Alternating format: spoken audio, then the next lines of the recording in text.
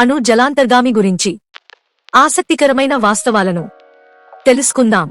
Nuclear సబ్మెరైన్లు అత్యంత శక్తివంతమైన యురేనియంను enriched uranium ఇంధనంగా వాడుకుంటాయి. అణు జలాంతర్గామి న్యూక్లియర్ సబ్మెరీన్ లో ఇంధనాన్ని నింపడానికి రీఫ్యూయల్ ఎన్ని రోజులు పడుతుందనే వివరాలు ఇప్పుడు తెలుసుకుందాం. అణు జలాంతర్గామికి ఇంధనం నింపడం సాధారణ కార్ లేదా బండిలో ఇంధనం నింపినంత సులభం కాదు. ఒక అణు జలాంతర్గామి దాదాపు 20 నుండి 30 సంవత్సరాల వరకు ఒక్కసారి వేసిన ఇంధనంతోనే పనిచేస్తుంది. అయితే ఆ సమయం దాటిన తర్వాత ఇంధనాన్ని మార్చాలంటే దాదాపు 3 నుండి 4 సంవత్సరాలు, 1000 నుండి 1400 రోజులు సమయం పడుతుంది.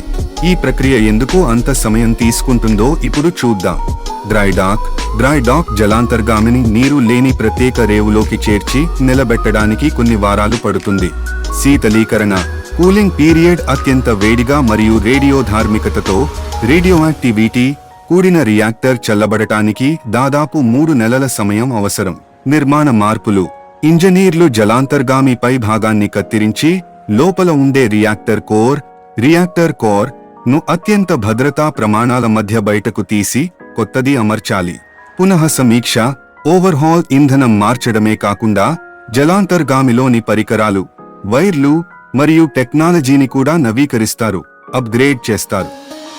ప్రతి చిన్న భాగం సరిగ్గా పనిచేస్తుందో లేదో అనివార్యంగా పరీక్షించిన తర్వాతే నీటిలోకి పంపుతారు.